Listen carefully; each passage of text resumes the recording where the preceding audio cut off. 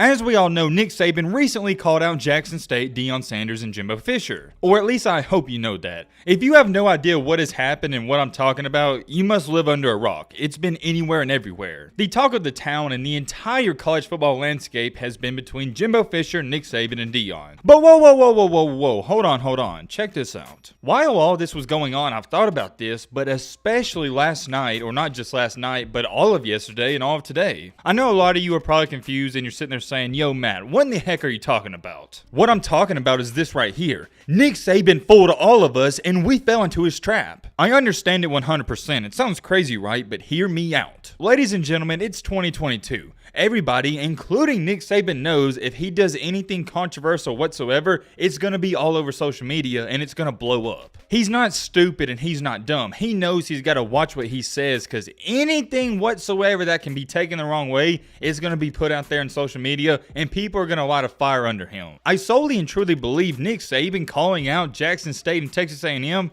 he knew what he was doing. Really, I want you to think about this. He knew that interview, it was going to be all over social media and people were going to repost it. If you keep up with SEC football or watch anything about Alabama, you would know that Nick Saban, he only criticizes his team whenever he feels like they're doing too good. He calls it quote unquote rat poison and he'll try to humble his team when they feel like they're at an all-time high. But it's also vice versa. Whenever the media has written Alabama off, he takes up for them. One thing Nick Saban has done all throughout his entire career is he goes on these tangents and these rants in front of the media. He doesn't do it in private, he does it in public because he knows all of that stuff he says is going to be put out on Twitter, Instagram, and everywhere. I don't want to get too scientifical, but he's really a mastermind when it comes to manipulating people. He knows how to manipulate the media, he knows how to manipulate the players, everybody. There's not a single move he does as a 70-year-old man that's not calculated precisely. You really think a 70-year-old man would go out there and expect him to say those things that he did and it wouldn't blow up?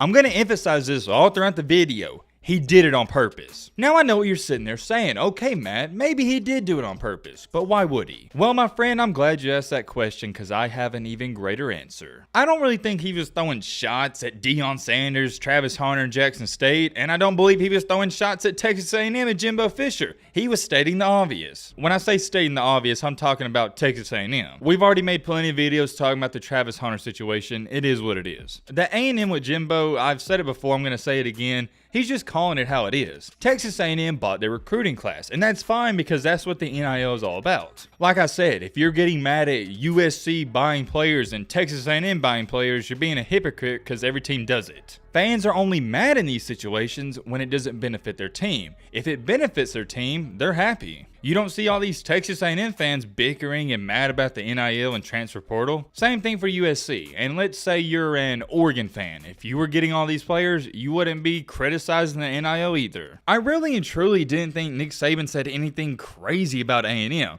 The Jackson State one is the one I didn't like. Because he said that Travis Hunter got $1 million, but he didn't have any proof to go with it. Anyways, that's beside the point, but here's what people are failing to realize, except for one person. Nick Saban calling out and saying what he said, he wasn't talking to Jimbo Fisher, he wasn't bashing Travis Hunter or Dion Sanders. He sent that message out because he wanted it to get back to his boosters. That message wasn't meant for anyone else besides Alabama. It was almost like a secret message that he was saying, but he didn't want to go to him and say it directly. He's sending a message to all those boosters and big time people at Alabama and saying, hey, if you want us to remain at top, we're going to have to start paying people like A&M. He's also saying, hey, if you want us to be number one and win more championships, we're going to have to pay people like Jackson State. Because now what that does is that video, it's trending everywhere, and all these said boosters at Alabama are looking at Saban going, you know what? He's right. Whoa, hold on. I already know some people are going to go to the comments and say, yo, Matt, you're overthinking this. I thought some of you might say that, so I did some more digging and research. If you don't want to take my word for it and you think I'm being ridiculous, here's what Dion Sanders had to say himself. Coach Saban wasn't talking to me. Coach Saban wasn't talking to Jimbo Fisher. He was talking to his boosters. He's trying to get money. That's why I respect Dion Sanders. He didn't go on social media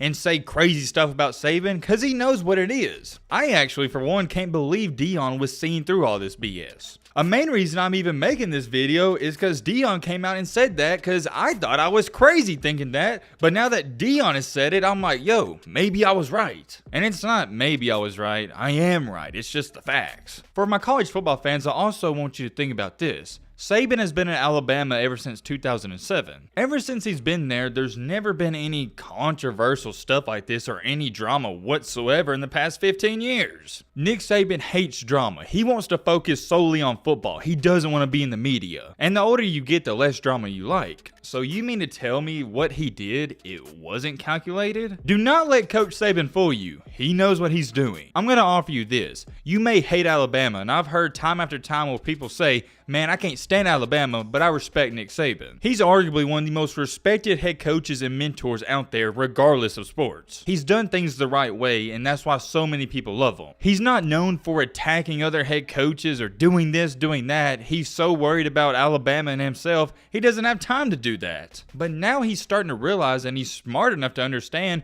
that Alabama, they don't have the money to compete with A&M and USC, so he's got to figure out a way to get that money from boosters. You mean to tell me Nick Saban, a person who's never caused any problems or called down anybody in his career at Alabama, all of a sudden is calling people out left and right for no reason? There's a reason behind all this. You just got to see through all the BS. This isn't about Travis Hunter, this isn't about Dion Sanders, and it's not about Jimbo Fisher. This is about money. I've said it before, I'm going to say it again. Money runs the world. I hate to look at it this way, but it's the harsh reality. College football, it's a business. That's what college is. It's one of the best businesses out there. It's just now getting a bigger problem and a bigger business because players, they have the power. Nick Saban no longer has that power he once had when you couldn't pay all these guys. He can't just sell Alabama as a great program and they're going to get so-and-so to the NFL. Because now you got to recruit these guys by how much money you can offer them. And when it comes to offering players money, there's a lot of schools out there that can compete with Alabama and do slightly better. I do want to bring this up again. I talked about it all yesterday, but I have so much respect for Dion Sanders for saying what he did. He couldn't have responded in a better way. Very mature of Dion. It was a great look on him, and Jackson State, they got a ton of PR. However, for Mr. Jimbo Fisher, on the other hand, I'm not too fond of him. The stuff he said about Nick Saban, I thought was pretty low. Let's take a look at this tweet. Steve Spurrier said, I don't know why Jimbo Fisher is mad at Saban. Did Saban say something that wasn't true? That's what I'm talking about and why I lost a lot of respect for Jimbo. Nick Saban kept all this strictly about football. He didn't bring in personal lives whatsoever. It didn't take personal shots. But then you got Jimbo taking it a step farther and making it personal by calling him a narcissist, a dirty coach, and